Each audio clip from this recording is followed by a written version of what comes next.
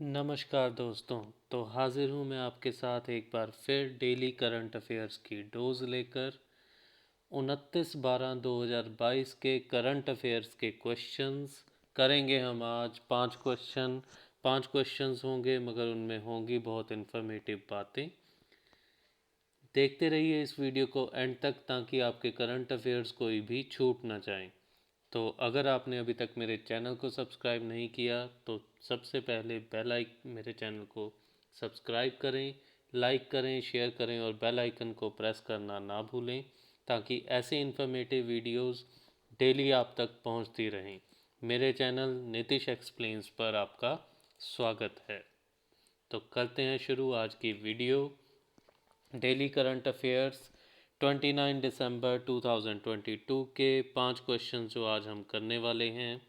First question, who among the following advocated the introduction of Roman script for Hindi language while delivering the presidential address at a session of Indian National Congress। तो ये question history से लिया है। History में Indian national Congress के एक session में presidential address के दौरान किस पर्सन ने रोमन स्क्रिप्ट को हिंदी लैंग्वेज में यूज़ करने को लेकर समर्थन किया था, एडवोकेट किया था उसको। तो उसकी ऑप्शंस हैं महात्मा गांधी, सुभाष चंद्र बोस, अब्दुल कलाम आज़ाद, जॉर्ज यूल। तो इसका आंसर है बी, नेताजी सुभाष चंद्र बोस जी ने हरिपुरा सेशन ऑफ 1938 के दौरान रोमन स्क्रिप्ट को यूज़ करने के लिए एडवोकेट किया था, समर्थन किया था। Next question, consider the following statement: Nipah virus is a type of RNA virus is in the genus Henipavirus. Pigs can also act as intermediate host of Nipah virus. Pigs जो हैं वो Nipah virus के intermediate host के तौर पर भी use हो सकते हैं। Nipah virus can survive in Indian flying fox body without causing disease। और ये जो नीपा वायरस है ये इंडियन फ्लाइंग फॉक्स की बॉडी में रह सकता है बिना वहाँ पर कोई डिसीज़ किए। तो इसकी options 1 and 2, 2 and 3, 1 only, 1, 2 and 3। तो आइए देखते हैं इसका आंसर। इसका आंसर है आंसर डी, 1, 2 और 3 तीनों ऑप्शंस ही करेक्ट हैं। नीपा वायरस एक आरएनए वायरस है, जीनस हेनिपा वायरस को बिलोंग करता है। ये एक एयरबोर्न ट्रांसमिशन से फैलने वाला वायरस है। जो भी इसके डायरेक्ट कांटेक्ट में आता है कंटेमिनेटेड बॉडी के भी, पिग्स या बैट्स के जिनमें ये वायरस है, तो उनसे भी ये हो सकता है। ये फ्लाइंग फोक्स या पिग्स में ही स्पेसिफिकली होता है, डोमेस्टिक पिग्स में भी ये हो सकता है, हालांकि ये वाइल्ड पिग्स में ज़्यादा पाया जाता है। स्टेटमेंट 3 के अकॉर्डिंग फ्लाइंग फॉक्स जो हैं टेरिपोडिडे फैमिली को बिलोंग करते हैं, टेरोपस जीनस से बिलोंग करते हैं।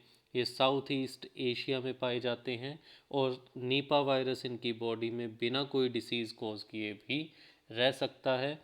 इनकी बॉडी में जो एंटीबॉडीज़ मिलते हैं वो ही इंडियन फ्लाइंग फॉक्स की बॉडी में भी मिले थे ड्यूरिंग बांग्लादेश आउटब्रेक। तो ऐसे ही एक क्वेश्चन में बहुत सारी इन्फॉर्मेशन आपकी कवर हो गई। इनमें से किसी भी इन्फॉर्मेशन पर क्वेश्चन पूछा जा सकता है। एक बार फिर से आपको कह दूं कि ऐसी ही मोर इन्फॉर्मेटिव वीडियोस के लिए आपको मेरे चैनल को सब्सक्राइब करना होगा, लाइक और शेयर करना होगा। अगर अभी तक नहीं किया है तो प्लीज़ इसको अभी कर दें। Question number 3, Naegleria fowleri recently seen in news. ये क्या है? ये एक ब्रेन ईटिंग अमीबा है। शव found along the western Ghats which bloom once only in 12 years. Bioluminescent मतलब खुद ब खुद चमकने वाला एल्गा है। Composite organism made of symbiotic algae and fungi that can be found in abundance in western Ghats, eastern and western Himalaya. तो ये algae और फंजाई का एक कंपोजिट ऑर्गेनिज्म है जिसको लाइकन भी कहा जाता है और ये वेस्टर्न घाट, ईस्टर्न और वेस्टर्न हिमालयाज़ में मिलता है। तो चलिए देखते हैं इसका सही आंसर क्या है। इसका सही आंसर है ए, ये एक ब्रेन ईटिंग अमीबा है। अभी रिसेंटली ये काफ़ी न्यूज़ में रहा था। इससे ये सॉइल और वार्म फ्रेश वाटर में रहता है जैसे कि लेक्स, रिवर्स और हॉट स्प्रिंग्स में। ये सिंगल सेल लिविंग ऑर्गेनिज्म है।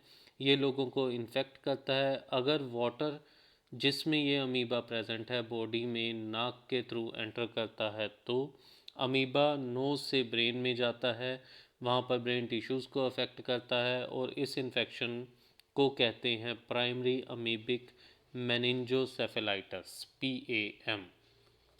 Moving on to next question, question number 4।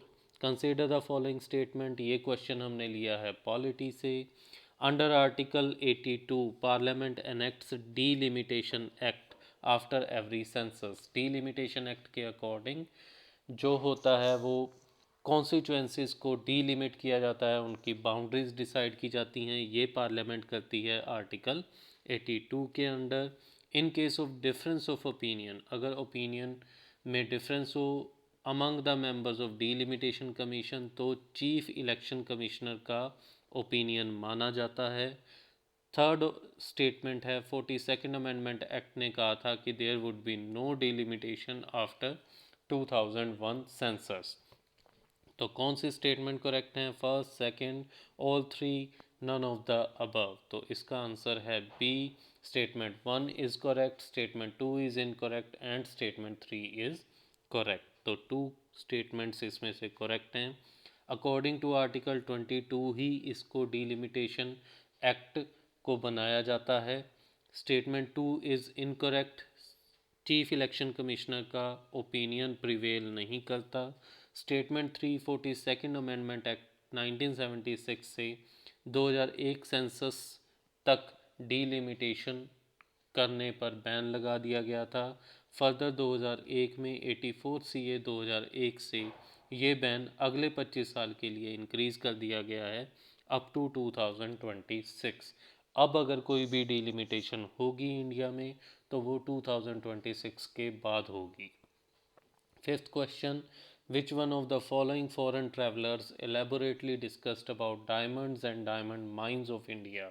इनमें से कौन से फॉरेन ट्रैवलर ने डायमंड और डायमंड माइंस के बारे में काफ़ी एलेबोरेशन की है? Francois Bernier, Jean Baptiste Tavernier, Jean de Thevenot, Abbe Barthelemy कैरे। तो इसका आंसर है बी, जीन बैप्टिस्ट टेवर्नियर। 1605 से 1689 17th सेंचुरी में एक फ्रेंच जेम मर्चेंट थे और ट्रैवलर थे। ये फर्स्ट यूरोपियन थे जिन्होंने डायमंड्स और डायमंड माइंस ऑफ इंडिया को एक्सप्लेन किया था। उनकी बुक का नाम था Valentine Ball travels in India by Jean Baptiste Tavernier. उन्होंने क्लियरली कहा था कि उन्होंने इंडिया में डायमंड माइनिंग साइट्स को आइडेंटिफाई किया है। तो that's all for today, all the 5 questions are done. ऐसे ही मोर इन्फॉर्मेटिव वीडियोस के लिए देखते रहिए मेरा चैनल। सब्सक्राइब, लाइक और शेयर करना ना भूलें और बेल आइकन को प्रेस करें ताकि ऐसी इन्फॉर्मेटिव वीडियोस की नोटिफिकेशंस आप तक पहुंचती रहें। Thank you.